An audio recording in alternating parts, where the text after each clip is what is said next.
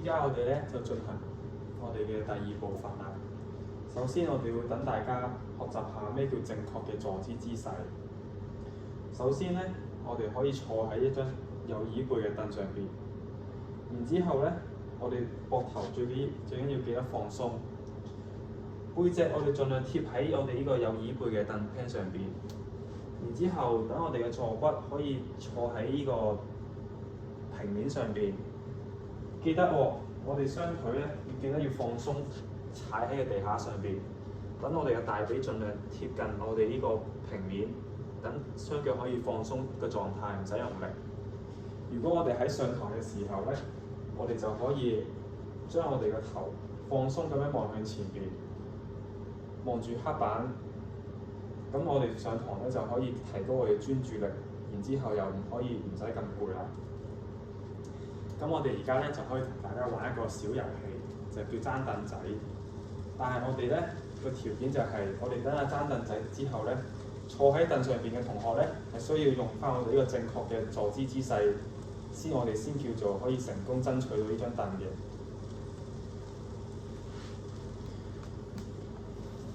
咁我哋兩個人爭張凳，係仲要播歌。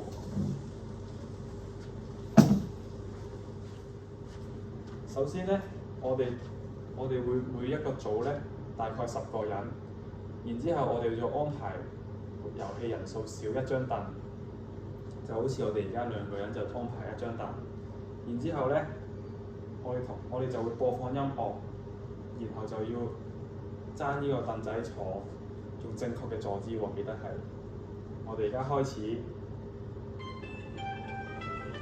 然之後同學可以跟住音樂咧喺張凳上邊要圍住凳行走，直到音樂停止嘅時候咧，我哋就要用正確嘅姿勢坐喺凳上邊，咁樣就為之勝出啦。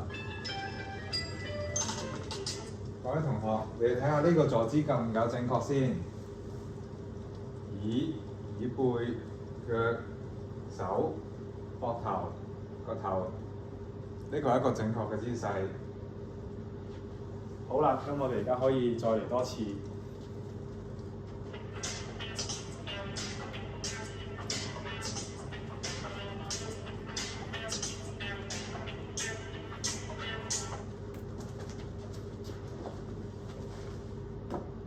我哋就睇下呢個同學係咪用正確嘅姿勢咯喎。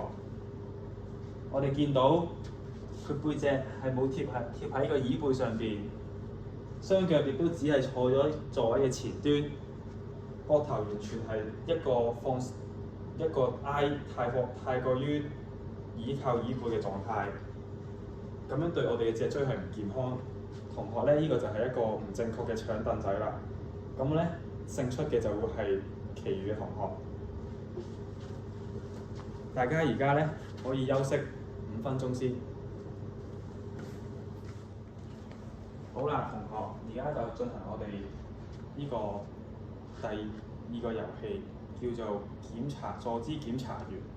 咁我哋而家咧就分好4組，每一組咧就要派一位同學出嚟做個檢查員，然之後睇下我哋哥哥上邊有啲乜嘢動作，個坐姿上面有咩唔啱咯喎。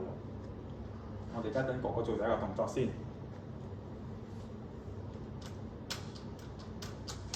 好啦，同學出嚟，第一個檢查員出嚟咯喎。可唔可以講下哥哥而家嘅動作有啲乜嘢唔好啊？係啦，我哋見到佢背脊咧係完全冇貼喺呢個坐凳 pan 上邊嘅喎。然之後咧，你見到佢 pat 直係坐咗喺呢個凳嘅2/3前邊，咁樣係完全冇坐到成張凳，令到你成個身體咧都係處於一個繃緊嘅狀態，係唔健康嘅喎，放鬆唔到。然之後我哋更加可以見到佢個頭咧係烏前，咁樣會令到條頸咧好大負荷，坐得耐之後咧就會令到你條頸就好緊好痛啦。啱啦，檢查完。咁好咯喎，我哋叫哥哥做第2個動作出嚟咯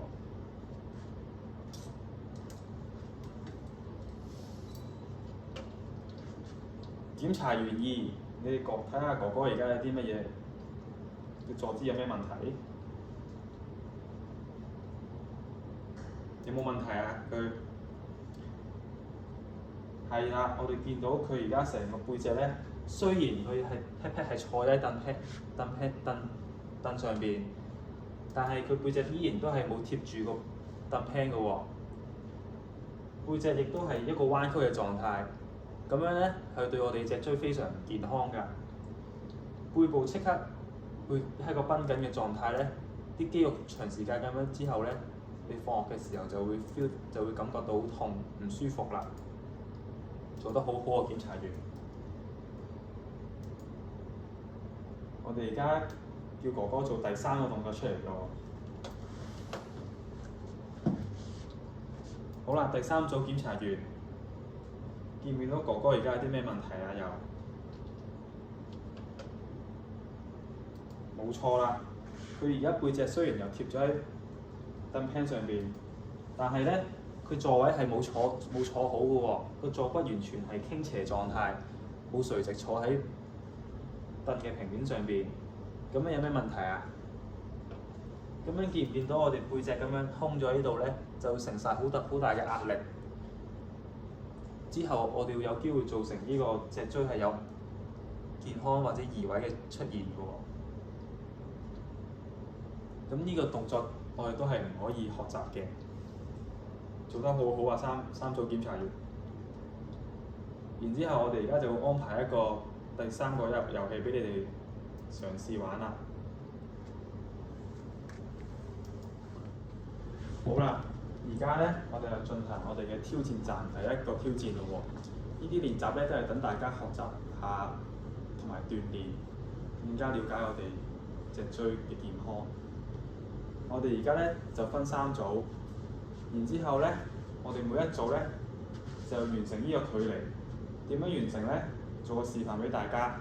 書咧要放喺頭上邊，然之後咧就要慢慢向前行。中間咧就唔可以跌落嚟喎。如果跌咗落嚟咧，同學就要翻去起點重新嚟過。然之後當我哋完成到達目的地之後咧，我哋就要將一本書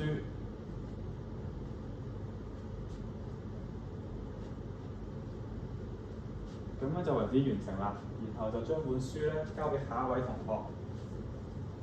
之後我哋接力最快嘅一組咧就可以獲得呢個星星印章啦。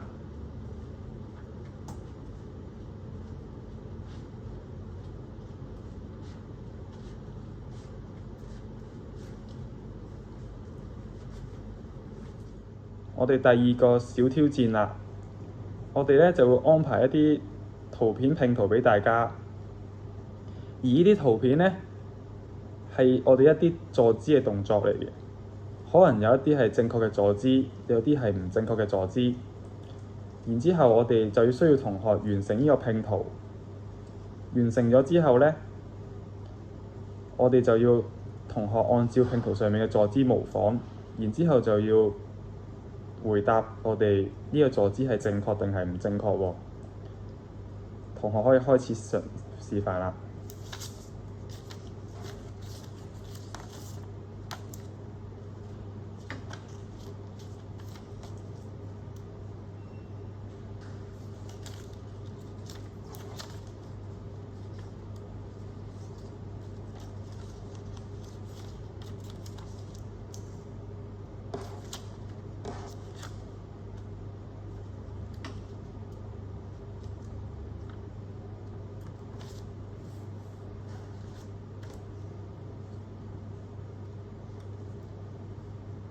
呢個坐姿係咁樣。咁呢個坐姿係正確定係唔正確啊？呢個坐姿係正確嘅。冇錯啦。完成嘅同學咧就可以獲得星星印章1個喎。跟住落嚟最後一個部分，我就會介紹一啲背部拉伸嘅動作。第1個動作，我哋需要一張凳，我哋距離張凳1步左右嘅距離，跟住雙手放喺張凳上邊，頭向下 pat pat 嘅皮，腰自然咁向下彎。呢個時候會感覺到背部係會有少少拉扯嘅感覺。喺呢個時候嘗試向下壓，慢慢向下壓，呼氣。如果覺得感覺唔辛苦嘅時候，可以嘗試下慢慢拎起一隻手掂下地下，左腳右手掂左腳嘅尖，換左腳左手掂右腳嘅尖。做得最好嘅呢，就可以拎到我哋呢個第3個挑戰嘅獎勵小星星啦。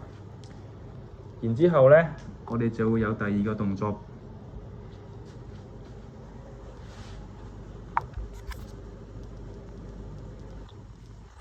第2個動作呢，我哋就要2個同學一組喎。然之後呢，距離大家1隻手嘅距離。然之後呢，左邊嘅同學呢，就要做左邊。我哋要拉伸下我哋左邊嘅腰部，而右邊嘅同學呢，就要做同一個動作。咁大家睇下可唔可以隻手掂到大家啦？掂到大家啦！哎呀，呢個就係我哋第2個小挑戰啦。而第3個小挑戰呢，我哋就會拉伸我哋嘅頸部。但係有啲唔同嘅就係，當我發出呢個上下左右嘅指令嘅時候呢，大家同學係要做相反嘅喎。即係例如我哋而家係左邊，相反係右邊。啱啦。拉呢個拉，跟住咁樣就係咁樣。好，跟住我哋唔係想介紹想上下左右要介紹，想下咧就要咁樣放下，慢慢放鬆向下。上邊咧就咁樣，其實覺得呢個前頸嘅前面拉扯緊，左邊咧就係咁樣，跟住個膊頭係拉扯緊，左邊咁樣，跟住就話但係我哋做嘅挑戰就係相反方向。我哋而家就介紹下我哋頸部嘅拉伸動作先。首先向下嘅時候呢，我哋就頭向下，等頸部呢有一個明顯嘅拉扯感。雙手可以抱喺頭上邊施加壓力，慢慢咁感受到膊頭嘅放鬆。然之後呢，向上就係我哋眼向上天上邊，感受到頸下邊嘅拉伸感覺。左邊呢，就係將頭向左邊慢慢拉伸。如果同學覺得需要輔助呢，亦都可以用手慢慢輕輕咁樣壓一壓個頭。而右邊呢，亦都一樣。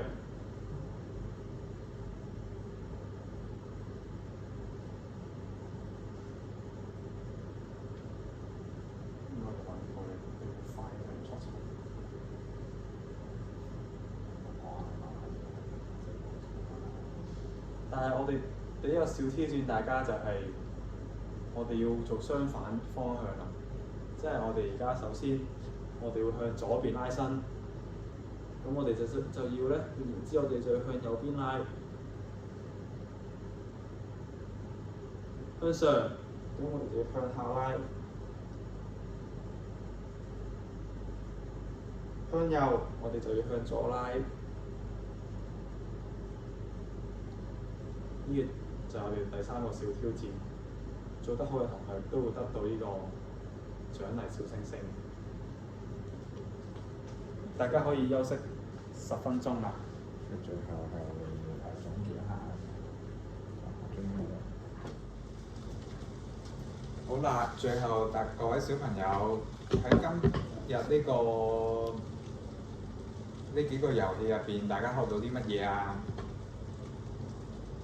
學到正確嘅坐姿，我哋雙腳要點樣啊？坐喺度，放平喺地下，膊頭呢放鬆，眼要做乜嘢啊？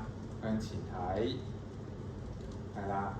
咁大家學到呢啲正確嘅坐姿，咁希望大家可以喺接下落嚟嘅日子啊，上堂好多情況都用呢個正確嘅坐姿。咁大家有咩問題啊？多謝。